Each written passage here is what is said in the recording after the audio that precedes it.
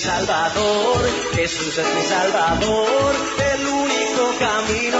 Jesús es mi Salvador, Jesús es mi Salvador, Jesús es mi Salvador, camino de verdad, Jesús es mi Salvador. Aquí comienza Cadena Vida, una producción de la Iglesia Jesús es mi Salvador. Jesús es mi Salvador, Jesús es mi Salvador, el único camino, Jesús es mi Salvador. Y a partir de este momento compartiremos una hora de mucha, pero muchísima bendición. Jesús es mi Salvador.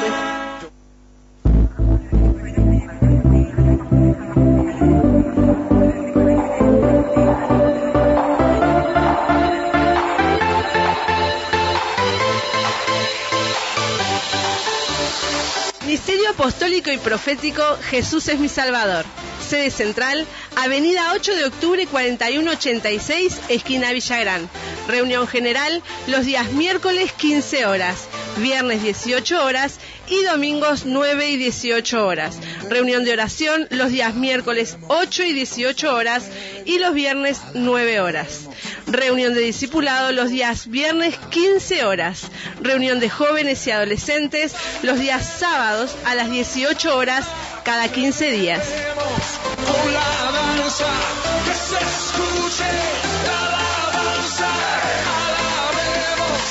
Alabemos, te alabamos, Dios. Para comunicarse con la Iglesia Jesús es mi Salvador, podés hacerlo a través de los siguientes números: 2-406-8998 2-406-8998 o mensajes de texto al 094 47 11 00 para realizar tu petición, consulta, consejería pastoral.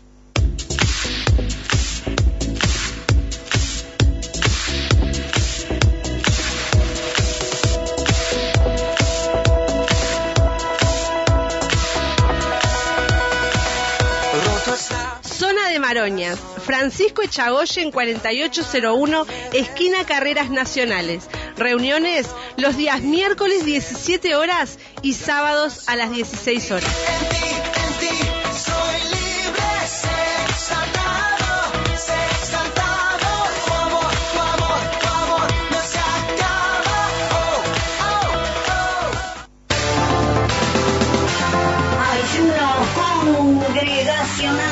Ayuno congregacional. El que en la vida tenga a Cristo, un grito de victoria de Todos los martes y jueves, Ministerio Apostólico Profético Jesús es mi Salvador. Ayuno congregacional. hay victoria para ti.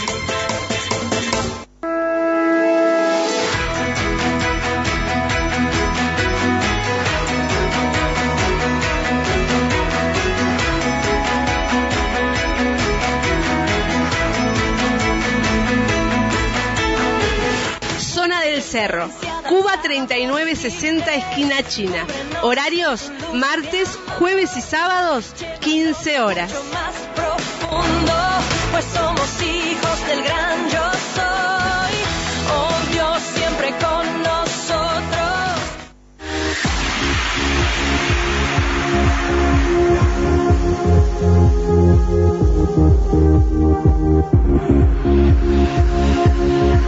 Ya puedes descargar la app de Jesús es mi Salvador en tu teléfono celular o tablet.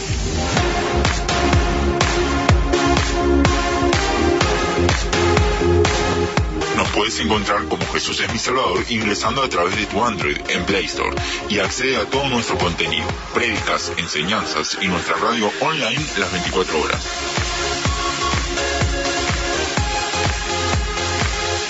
Descargala ya.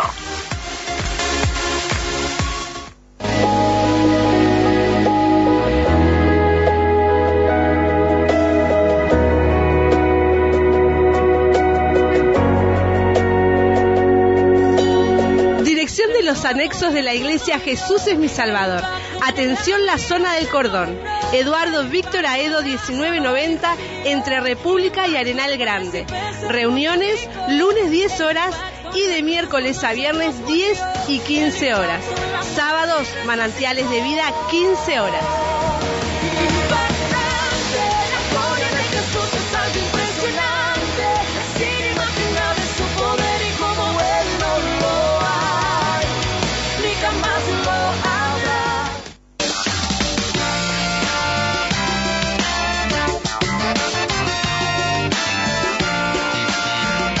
Zona Ciudad del Plata, Anexo 1, Playa Penino, Manzana 21, Solar 1, esquina calle 4 y 5. Reuniones días miércoles 15 horas. Ciudad del Plata, Anexo 2, kilómetro 27800, Manzana 10, Solar 154, calle Uruguay, barrio San Fernando Chico. Reuniones días sábados 15 horas.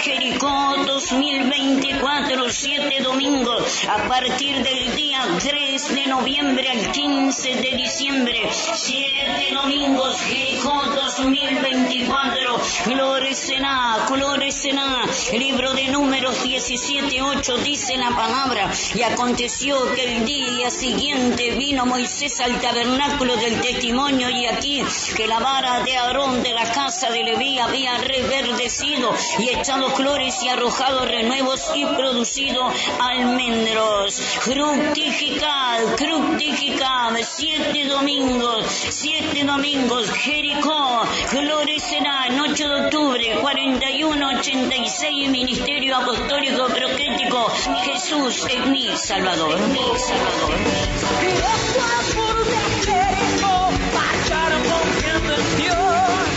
Estamos en el libro de Gálatas, capítulo número 1, ayer el versículo número 3 que dice: gracia y paz sean a vosotros, de Dios el Padre y de nuestro Señor Jesucristo.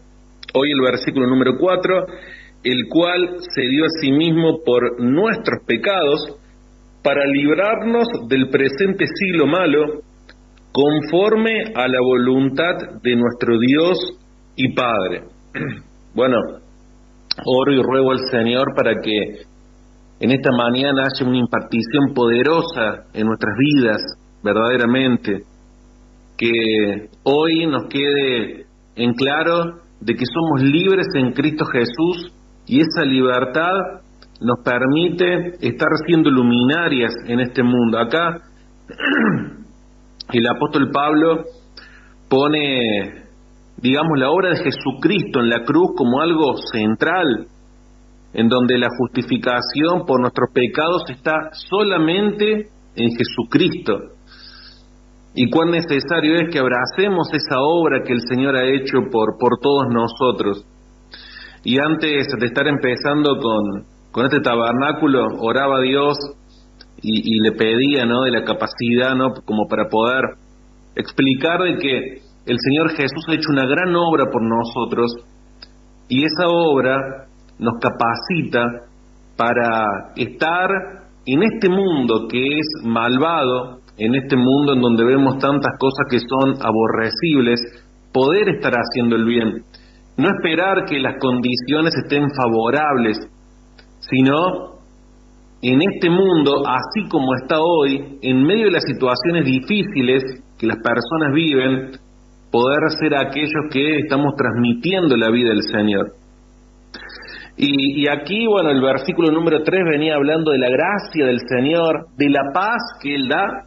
Bien, la paz en el Señor viene por estar asumiendo que Cristo Jesús pagó por nuestros pecados, viene la paz por el perdón, viene la paz que el Señor Jesús trae a nuestra mente, que trae a nuestro corazón.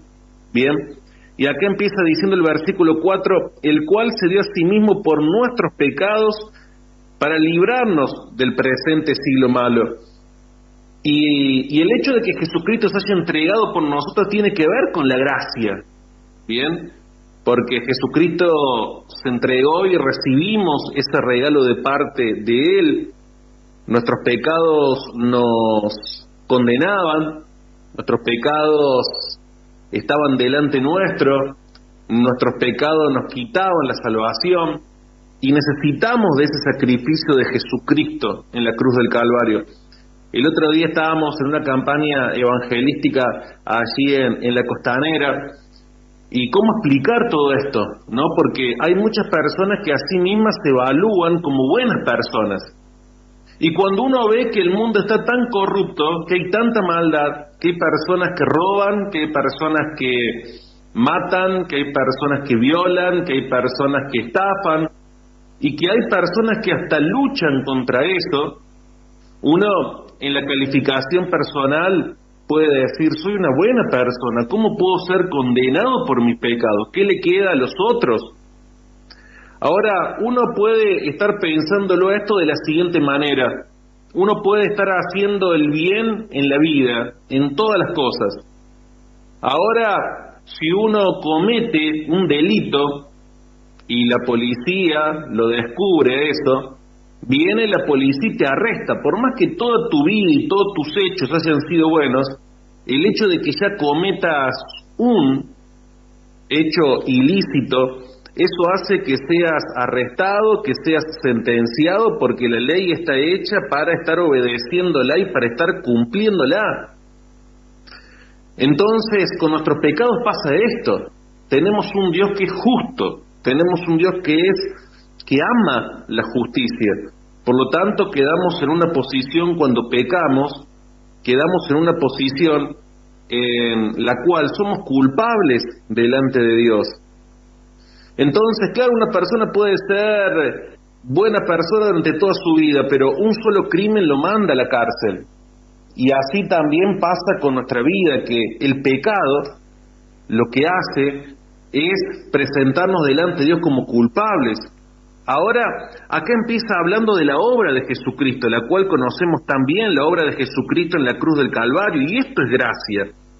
Bien, dice que en un ejemplo que podemos dar de la gracia, de tomar de este favor inmerecido para que el Señor nos esté justificando, dice en un ejemplo, no hay tantos ejemplos para estar describiendo la gracia de nuestro Señor, pero dice que una niña estaba regresando con su madre de la iglesia y que el pastor había predicado un mensaje de lo que era la gracia. Entonces dice que esta niñita le preguntaba a la mamá: mamá, el pastor habló de la gracia, ¿qué es la gracia?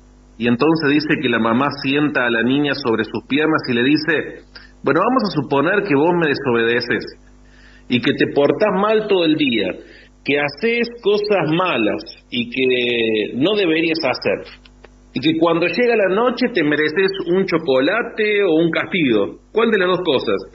Y bueno, la nena le dice un castigo, ¿no? Bien, le dice la mamá, pero en lugar de castigarte, te voy a abrazar y mientras te doy besos y te acaricio, te doy un chocolate. Bueno, eso es la gracia, es estar recibiendo lo que uno no merece. La gracia es el favor inmerecido que recibimos de Dios cuando aceptamos a Jesucristo de lo que Él ha hecho en la cruz del Calvario, ¿no? Y la palabra lo dice, porque la palabra nos menciona: porque de tal manera amó Dios al mundo que ha dado su Hijo unigénito para que todo aquel que en Él cree no se pierda, sino que tenga vida eterna.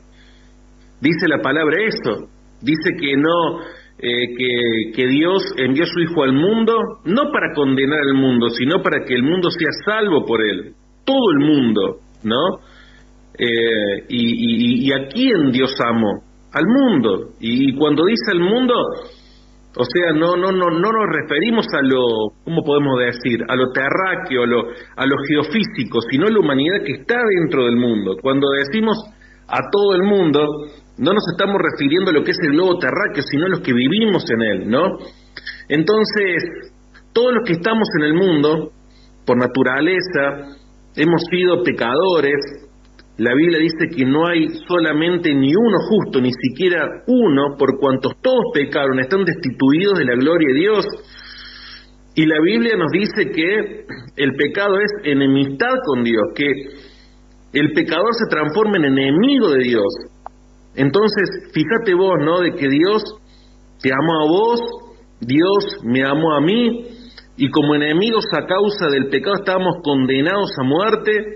Dice la palabra que el alma que pecare, esa morirá. Sin embargo, en lugar de la muerte, Dios, ¿qué nos dio? Nos dio su Hijo Jesucristo, y por Él la salvación para vida eterna.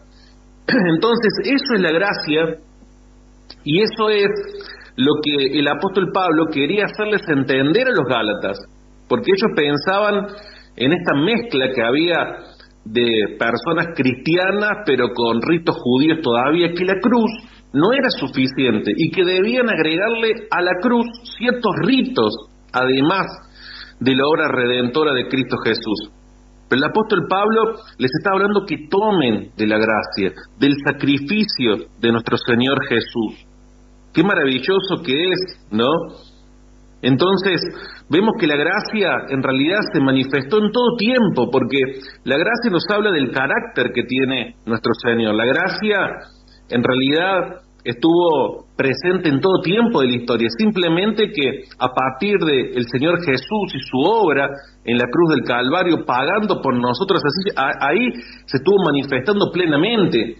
Ya en el Antiguo Testamento la gracia existía. Hay varios pasajes que dice: hallaron gracia ante los ojos de Dios, o halló gracia delante de los ojos de Dios. Lo vemos a Adán cuando peca. Él debería haber sido destruido, sin embargo Dios mostró su gracia, sacrificó allí un animal, bien con la piel, los estuvo cubriendo, que eso ya estaba tipificando el sacrificio de Cristo Jesús, que es la gracia, bien. Cuando fue el diluvio, dice que Noé halló gracia delante de los ojos de Dios. En el libro de Isaías, el otro día, marcaba un versículo bíblico que es tan lindo, que está en el capítulo número 65, en el versículo número 1. Lo voy a leer este versículo bíblico porque es maravilloso. Dice: fui buscado por los que no preguntaban por mí, fui hallado por los que no me buscaban. Dije a gentes que no invocaban mi nombre: heme aquí. Fíjese, esto es ya pura gracia, el Señor lo viene demostrando a través de la historia. Fui buscado por los que no preguntaban por mí, fui hallado por los que no me buscaban. O sea, está hablando de algo que uno no puede hacer absolutamente nada para ser salvado. Sin embargo, al estar confesándolo a Jesucristo, Él lo hace todo, lo hace todo. Y al salvarnos también nos da todas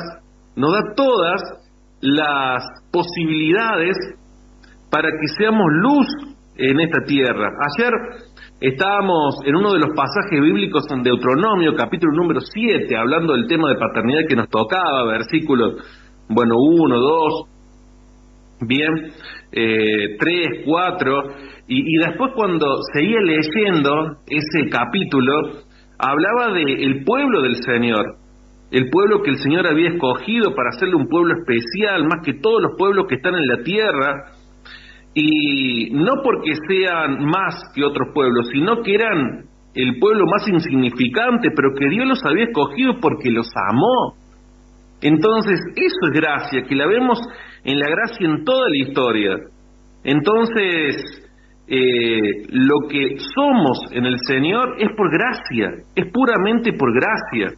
Entonces, digo, qué glorioso, porque los gálatas tenían que entender esto de la gracia de nuestro Señor. Ahora, claro, debían aceptar el sacrificio de Cristo Jesús en la cruz del Calvario, porque hoy los que estamos en Cristo no somos más pecadores, éramos antes, pero bueno, la sangre de Jesucristo nos limpió de todos nuestros pecados, somos justificados por la fe. La palabra dice que somos justificados por la fe y tenemos paz para con Dios por medio de nuestro Señor Jesucristo. Por eso allí les dice en el versículo anterior: gracia y paz, porque ahora primeramente tenemos paz con Dios, para tener paz con nosotros mismos y para tener paz con lo que es este mundo, y para que a partir de allí podamos estar sirviéndole al Señor, sirviéndole con todo el corazón, con toda la vida. La otra vez leí una frase de Charles Spurgeon, que él decía que si eres llamado a ser predicador del Evangelio, no te rebajes en ser el rey de Inglaterra. O sea, estaba diciendo, hay más honor en estar predicando el Evangelio del Señor Jesucristo que en ser rey de una nación. Y en verdad que es así. La pensaba esa frase, le daba vueltas en mi cabeza, y es así. Ahora todo es por gracia, por la gracia de nuestro Señor Jesucristo. Ahora bien, es por la gracia del Señor que le podemos servir, es por la gracia del Señor que le podemos estar amando, pero ahora fíjese lo que dice el versículo 4, el cual se dio a sí mismo por nuestros pecados, para librarnos del presente siglo malo conforme a la voluntad de nuestro Dios y Padre. Venimos hablando de la gracia, venimos hablando de la obra de Jesucristo, pero con este versículo bíblico, acá que el apóstol Pablo empieza a mencionar lo que es el siglo malo, bien, habla de la salvación, habla de que somos libres de nuestros pecados, pero también habla de una realidad dura, de una realidad difícil, habla del siglo malo. Y con este versículo Pablo de alguna manera es como que está ampliando el significado de lo que Jesucristo hizo en la cruz, o sea, en el sentido de que les está diciendo que la cruz no solamente provee el perdón de pecado, lo que venimos hablando de la gracia, ¿no? Esto tan maravilloso, tan grande, tan abundante, tan poderoso, que solamente por la gracia de Jesucristo tendríamos que estar entregando nuestras vidas completamente a Él. Pero el apóstol Pablo dice a los Gálatas, no solamente que en la cruz encontramos perdón de pecados, de nuestros pecados, sino que también nos da la libertad en un mundo que es malvado, en un mundo que es oscuro, y que en medio de ese mundo nosotros podemos estar brillando. Bien, en las tradiciones, ¿no?, de los judíos de aquella época, es como que existían dos etapas. Una es la presente, la que es corrupta, y otra era la venidera, ¿no?, cuando la justicia de Dios iba a ser establecida. Ahora, pensarlo de esa manera es como decir que la cruz no era suficiente en su presente, que la cruz no lo justificaba totalmente, entonces debían estar recurriendo a ritos que tenían, en esta mezcla, digamos, que tenían de estar confiando en Cristo por un lado, pero por otro también tenían sus ritos.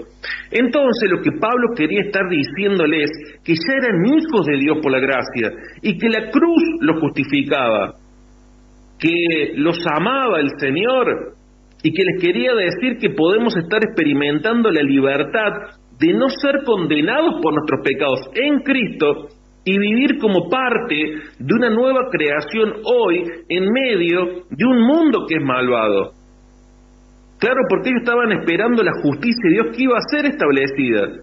Por eso creían en el Señor Jesucristo, pero también sumaban ritos para completar la justicia. Pero Pablo les quería decir, no, la justicia de Dios ya la tienen, ya son hijos de Dios. En medio de este mundo que es mal, sí, existen cosas que son malvadas, existe un mundo que está en oscuridad, pero ustedes ya son diferentes, son justificados, y como son justificados ya pueden ser luz para este mundo. Jesús no solamente vino para estar estableciendo la obra en la cruz del Calvario, sino que, o sea, no solamente vino para hacer la obra redentora, sino que también vino para estar brillando en un mundo que estaba corrompido. Y eso es lo que el Señor nos pide que hoy estemos haciendo, que como Él hizo, que seamos luz en medio de un mundo que está mal, en un mundo que es malvado, en un mundo que está enfermo. Jesús vino en el tiempo correcto, vino en medio de las tinieblas a hacer luz. Eso es lo que el Señor nos pide, porque alguien va a hacer luz cuando hay tinieblas, cuando hay oscuridad. Y eso es lo que el Señor nos está diciendo. Somos justificados en medio de un mundo que es malvado, y en medio de ese mundo que es malvado, ustedes pueden marcar la diferencia. Había tanta oscuridad cuando llegó el Señor Jesús, y más allá de la obra redentora, Él trajo tanta luz. Jesús vino en el tiempo correcto, habían transcurrido ya 400 años de silencio o sin voz profética desde Malaquías. La nación judía como pueblo de Dios se había desviado del propósito que Dios tenía con ellos. Ellos tenían que ser los testigos de Dios, expandir el conocimiento del Dios vivo. Tenían el templo, pero habían perdido la presencia de Dios. Se habían tornado muy religiosos con todos los rituales, dogmas, con las liturgias, con los ritos, pero eran vacíos de Dios, carentes de Dios, que eso no nos pasa a nosotros. La moral de la nación estaba tan baja. Jesús tuvo que, en algún momento, que estar reprendiéndolos. La casa de mi padre la habéis hecho cueva de ladrones, le dijo en alguna oportunidad, y empieza a sacar latigazos a los mercaderes del templo, porque era, digamos, un síntoma de la enfermedad que ellos tenían por dentro. En algún momento les habla de sepulcros blanqueados por fuera, pero por dentro estaban todos sucios, tenían mucha suciedad. Es tremendo. Entonces, esta era la condición espiritual en la cual estaban viviendo. Estaban también en medio de un imperio romano, y era un imperio romano que, a pesar de las leyes que tenía, también se había corrompido. Bien, tenía leyes, pero no había justicia, había abuso de autoridad, pecados sexuales por todos lados, asesinatos, perversión. Bueno, cuántas inmoralidades había en ese imperio en aquel tiempo. Esto, sumado a la religiosidad que había por parte de los judíos, hacía de que la condición que se vivía en aquel tiempo fuera pésima. Y el Señor vino en medio de eso, vino a traer luz, vino a traer misericordia, vino a traer paz. En ese marco, en ese tiempo apareció nuestro Señor Jesucristo, y no solamente que nos salvó de los pecados, sino que, por ejemplo, la otra vez estábamos hablando en la escuela de paternidad cómo dignificó a la mujer como persona, porque antes de Jesucristo la mujer era considerada una cosa, se la vendía, se la compraba, la mujer no era contada en los censos a veces, no se le admitía lo que era la educación, bien, en la cual accedía el hombre, no tenía tampoco autoridad sobre los hijos, ¿no?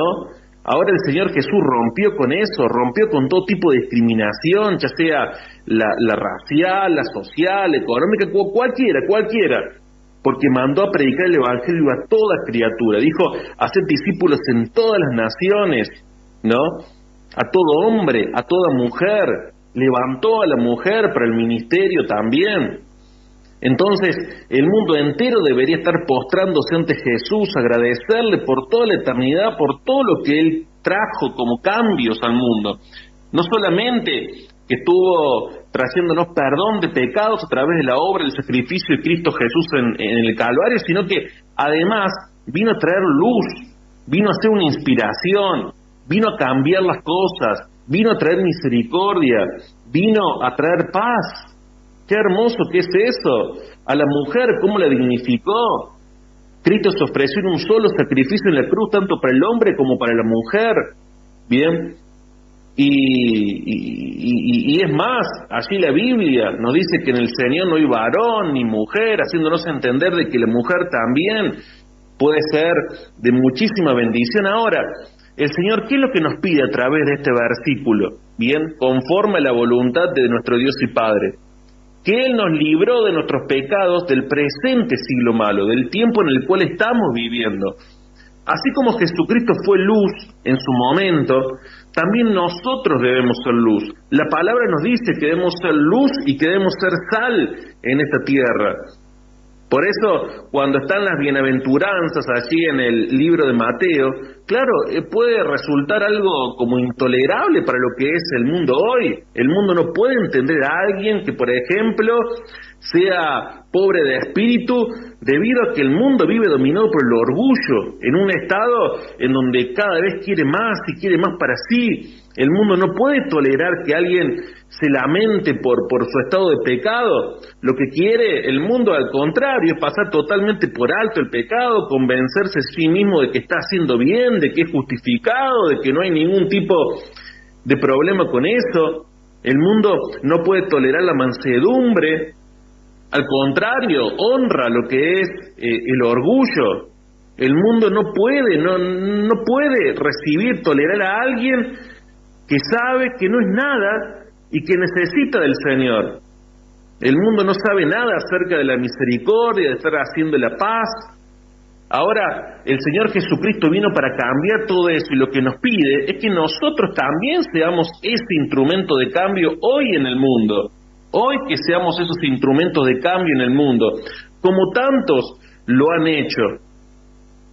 Y la Biblia es clara con respecto a esto, porque si en medio del mundo malo, bien, la iglesia primitiva fue luz, hoy también nosotros podemos ser luz. Lo fue el Señor Jesús, lo fueron muchos hombres que vinieron de parte de Dios en épocas que fueron terribles, que fueron malas, pero vinieron a traer la luz de nuestro Señor Jesucristo. Por eso el Señor nos dice que nuestra luz alumbre delante de los hombres, para que vean las buenas obras y para que a partir de eso estén glorificando a nuestro Padre que está en los cielos.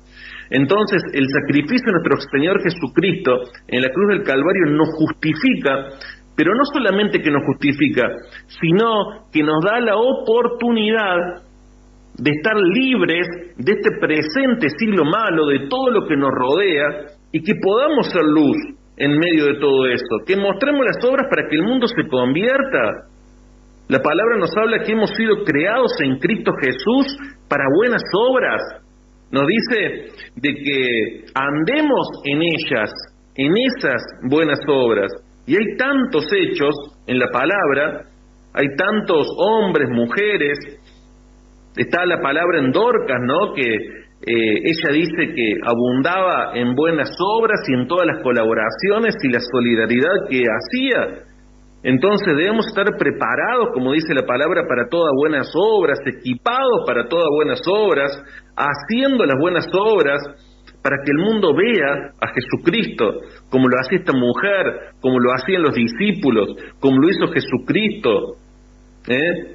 Porque la buena obra que usted haga, la buena obra que pueda yo hacer, ¿no?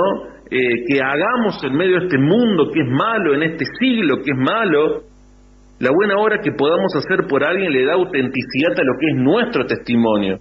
Así que el Señor Jesús nos habla de esto, y el apóstol Pablo lo hace en esta carta, de que Él nos libró de nuestros pecados, pero también nos libró del presente siglo malo. No somos arrastrados por la influencia del siglo malo y podemos ser luz en esta tierra para gloria de su nombre, para exaltarlo a Él. Así que los bendigo a todos con esta maravillosa palabra que está aquí en el libro de Gálatas. Bendiciones para todos.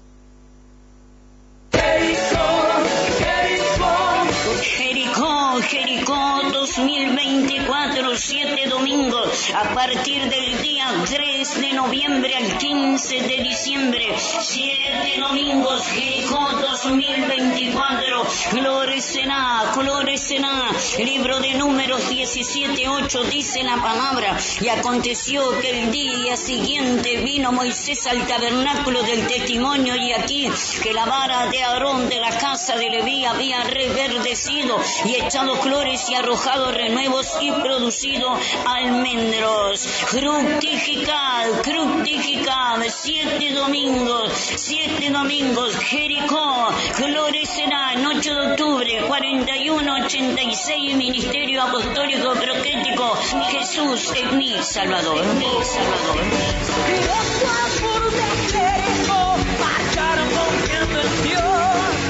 Con la palabra de Dios, y para eso nos tenemos que estar dirigiendo al libro de Gálatas, que bueno, antes de ayer estuvimos arrancando con este libro, y ayer hemos tenido el versículo número 2 que dice: y todos los hermanos que están conmigo a las iglesias de Galacia. Y el versículo número 3 dice: gracia y paz sean a vosotros de Dios el Padre y de nuestro Señor Jesucristo. Este es el versículo bíblico que tenemos en el día de hoy. Es tan interesante todo lo que el apóstol Pablo va escribiendo. Nosotros muchas veces cuando leemos los saludos que hay en las cartas, los pasamos medio como de largo o rápido, sin prestarle la debida atención que merece, ¿sí? Y aquí el apóstol Pablo en estos primeros versículos le va escribiendo a esta iglesia, pero en este saludo ya va dejando muchas pistas de lo que después va a estar tratando como temas principales y como temas esenciales. Y mire, cada época, cada cultura, bueno, tiene sus normas, tiene sus estilos para estar escribiendo las cartas, para dirigirse bien de manera escrita hacia una persona, hacia un grupo de personas, en lo que correspondía al Imperio Romano de aquel tiempo, ¿no? La costumbre era estar empezando la carta con el nombre de aquel quien escribía, bien, también el nombre del destinatario, bueno, y después de eso venían algunas palabras de saludo. Bueno, el apóstol Pablo sigue con esta costumbre, ¿no? Entonces, si el apóstol Pablo sigue con estas costumbres, uno podría decir que en este saludo que da en estos primeros versículos, es como si fuese una formalidad, ¿no? Como cualquier carta de la época, y uno podría pensarlo así, ir directamente al versículo 6, porque ahí en el versículo 6, bueno, ya hay un título nuevo, ¿no? O uno puede leer el saludo rápidamente y pensar que la verdadera carta, que lo interesante en realidad está empezando después. Ahora, sería un error estar pensándolo de esa manera o verlo de esa forma. ¿Sabe por qué? Porque en estos primeros versículos del apóstol Pablo es como que de alguna forma va anticipando todo lo que va a venir y todos los temas importantes que va a estar tratando, porque la manera en la cual uno se presente ante otra persona se está diciendo mucho. Entonces como que está prefigurando lo que va a venir, ¿no? Con el saludo, ¿cómo lo diría? Es como que está preparando el camino para lo que viene después, para los puntos importantes que va a desarrollar más adelante. Por eso, acá vemos cómo el apóstol Pablo se empieza presentando de una determinada manera. Bien, hay que entender también el contexto en el cual vivía esta iglesia de Galacia. Esta iglesia tenía sus problemas.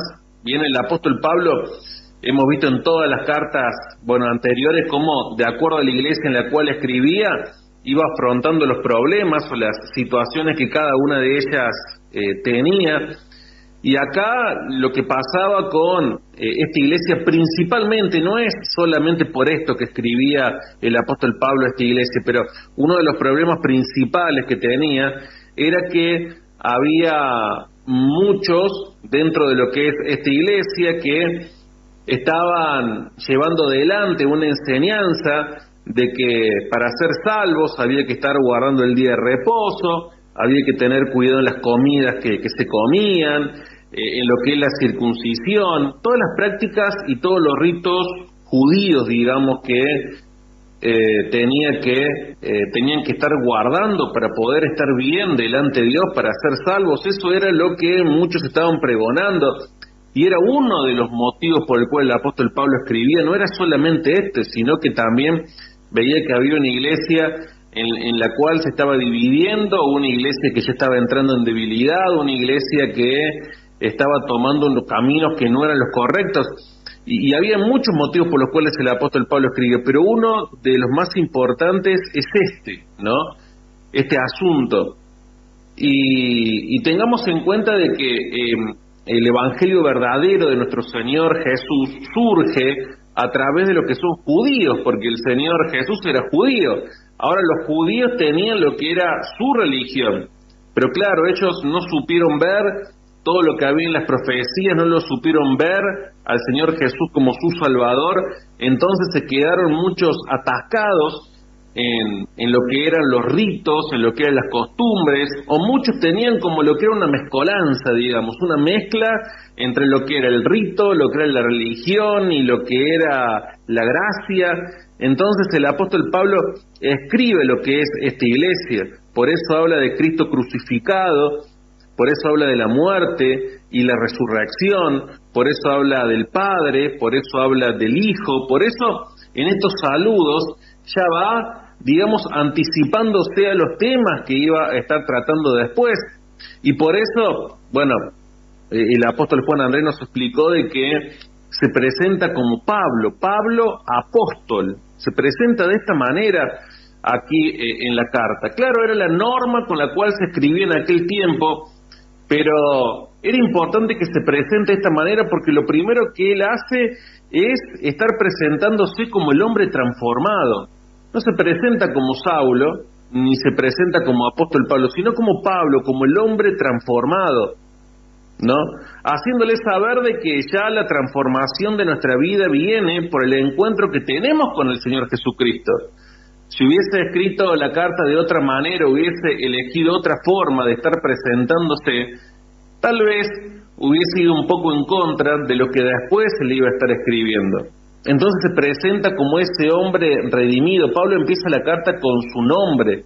Ya desde la primera palabra Pablo muestra que, aunque está y participa en las cosas de esta tierra, él se presenta como parte de lo que es la nueva creación. Entonces, él lo que está diciendo es que no estaba dependiendo, digamos, de lo que eran ritos, de lo que eran costumbres, sino que él era un hombre redimido a través de Jesucristo, ¿sí?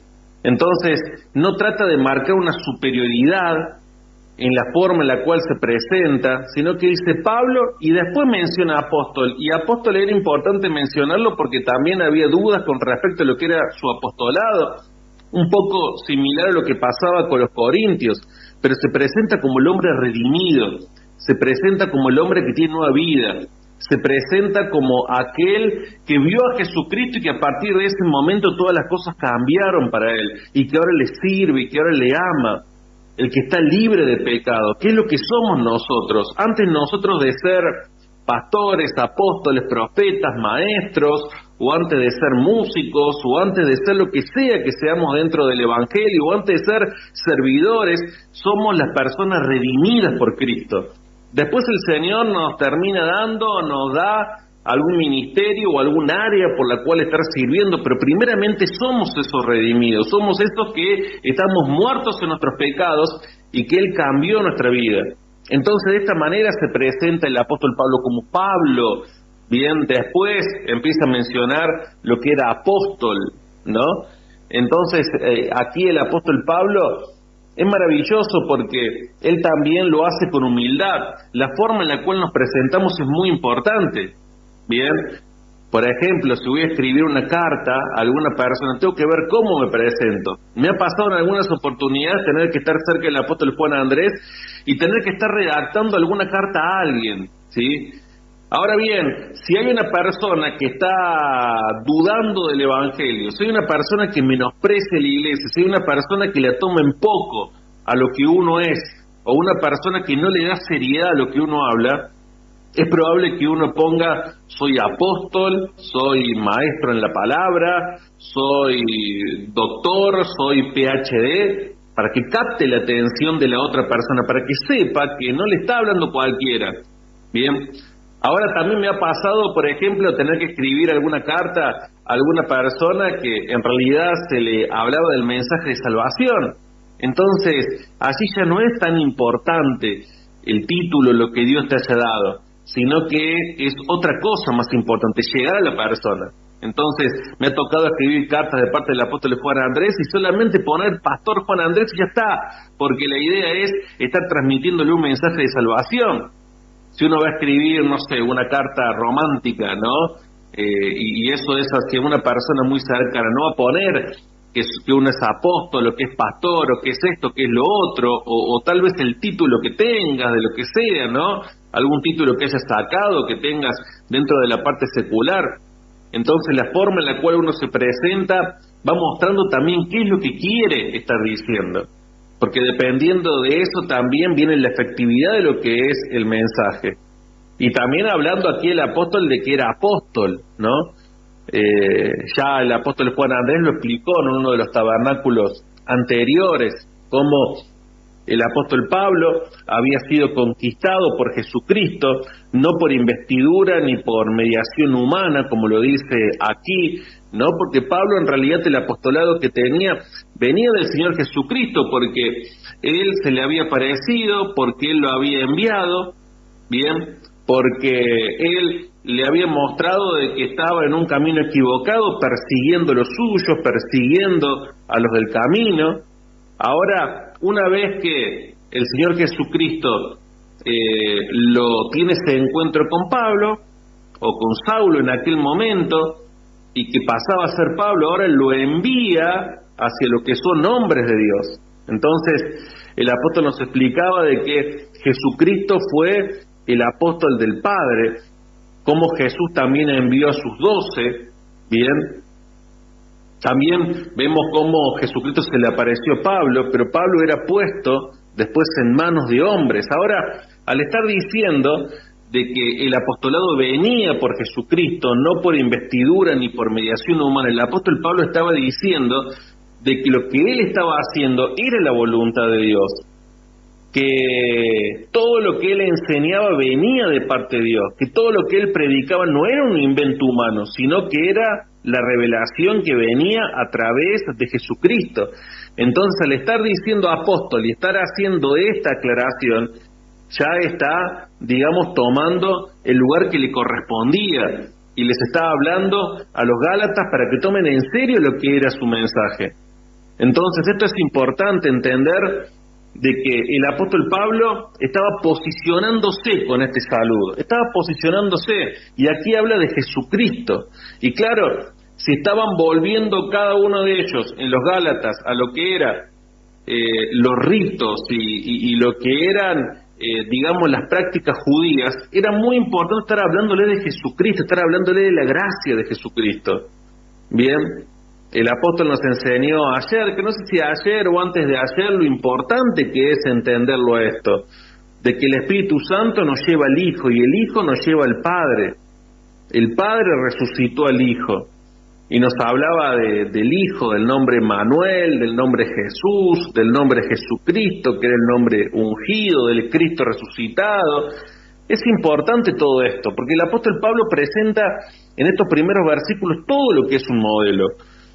Aquí está presentando a Jesucristo, está presentando al Padre, bien, y a través de ellos es que vamos al altar, y como decía ayer, somos aniquilados, somos reemplazados, y eso hace de que estemos hablando ahora de parte de Él, una vez que nos levantamos de ese altar, bien, porque ya todo lo que habla es la expresión de quien está en nosotros, que es el mismo Señor.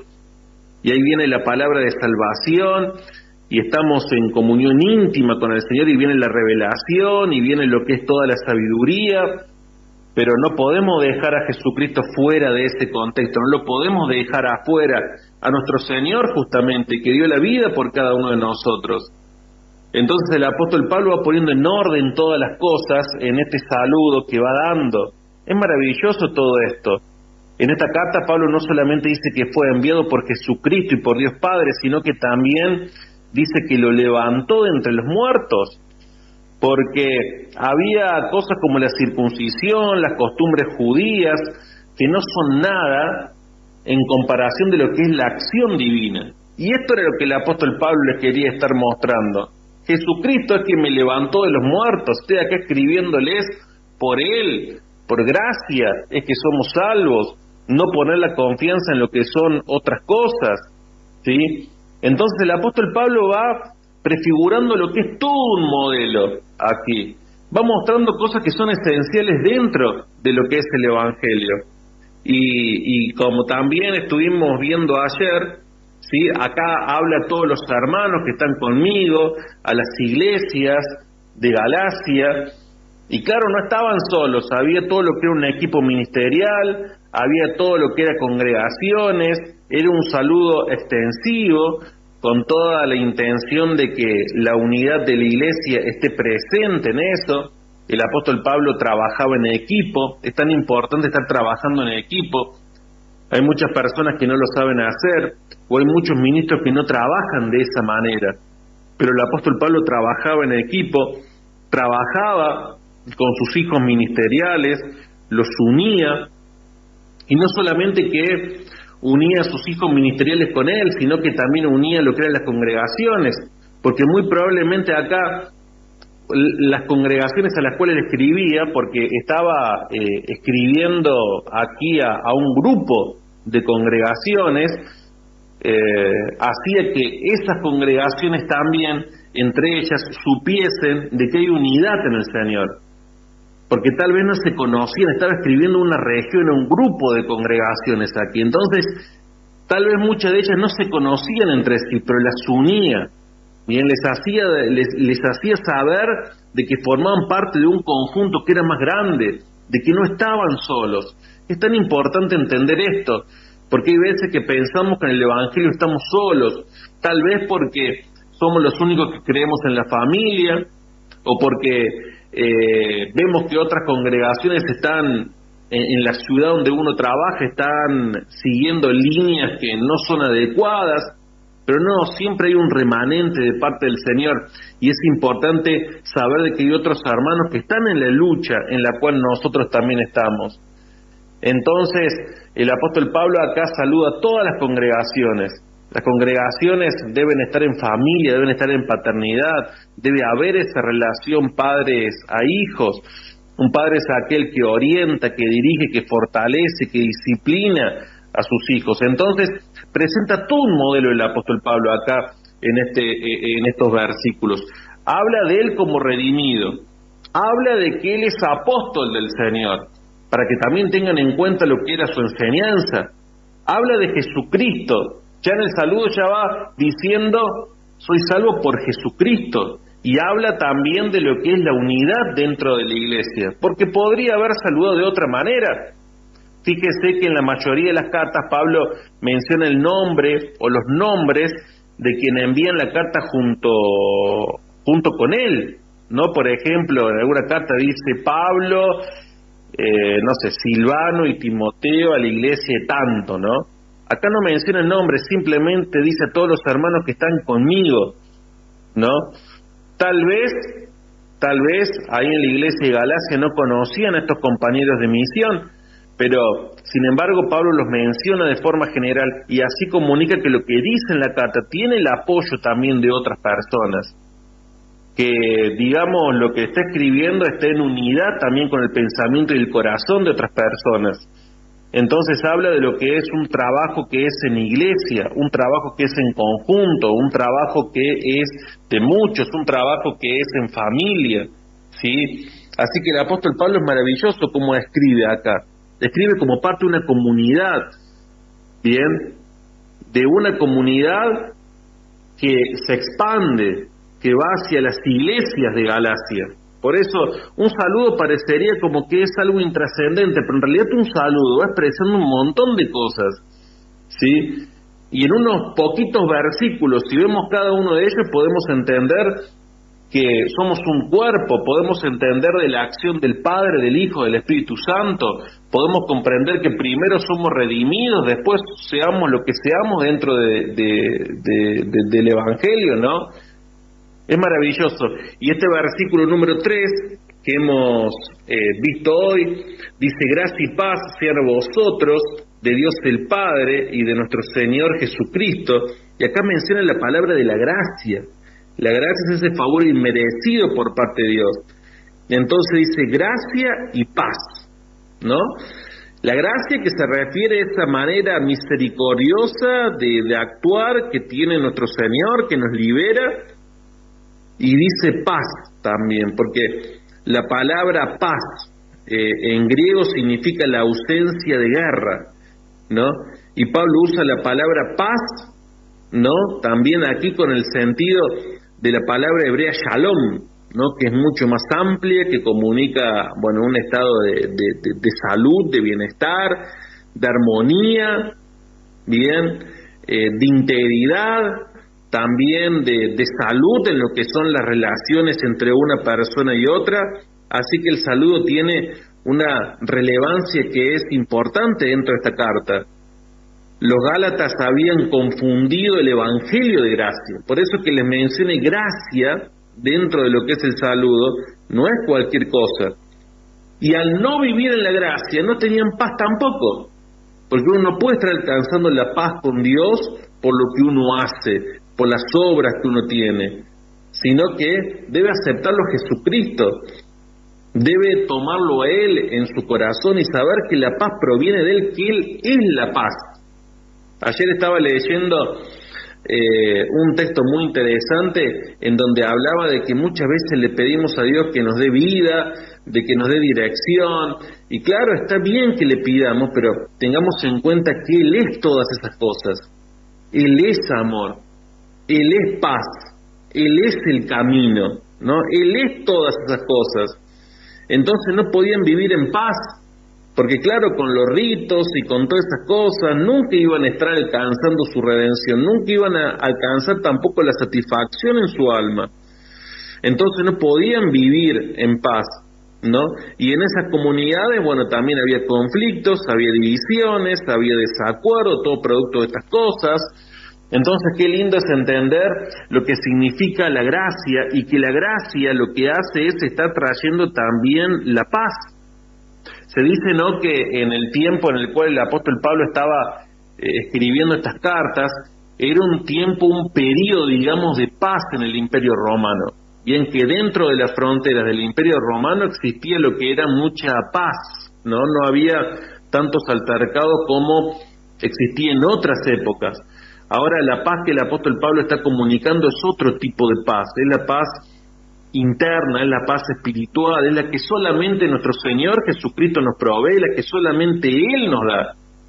Y de hecho, aquí mucha paz no tenían tampoco dentro de lo que es lo físico, ¿no? Porque también el estar proclamando el nombre del Señor Jesucristo era peligroso para ellos. Para el Imperio Romano era otra cosa, pero para los cristianos en aquel tiempo no era tan sencillo, no era tan fácil manejarse de esa forma.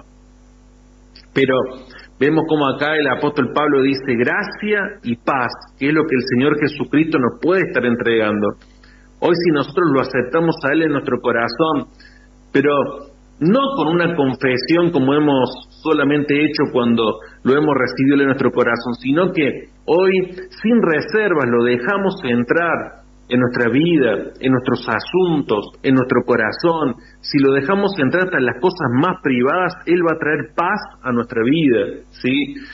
La otra vez estaba hablando de un ejemplo y daban este ejemplo y decía de que una persona había recibido en su casa a otra para que la visite, y que cuando esa persona llegó a su casa, el anfitrión le dice, mira, esta casa es para vos, es tuya esta casa, vos sentite como en tu casa, ¿bien?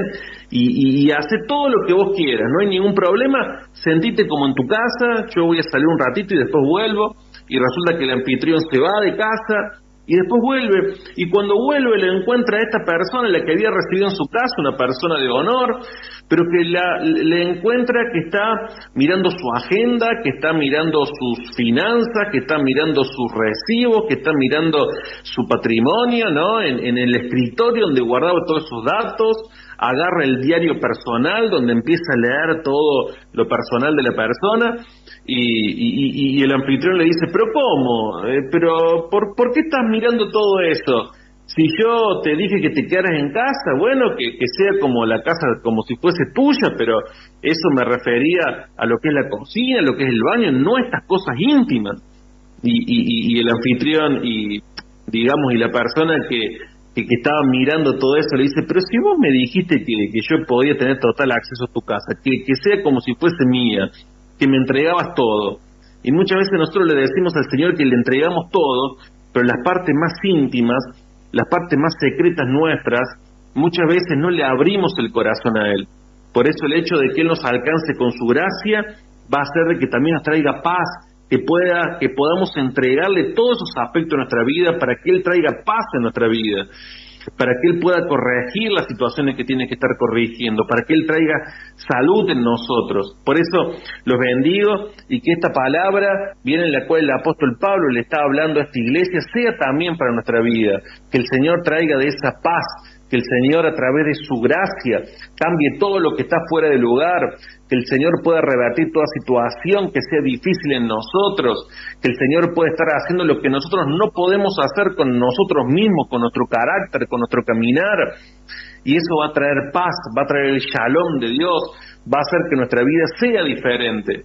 Saludos para todos, bendiciones, y mañana, bueno, estaremos con otro versículo más aquí en el libro de Gálatas, ya muy posiblemente con el apóstol Juan Andrés. Así que saludos, bendiciones, y bueno, y que tengamos un gran día en donde confiemos en Él y sepamos que Él quiere sacarnos adelante en todo. Así que saludos a todas las casas ministeriales y será hasta mañana.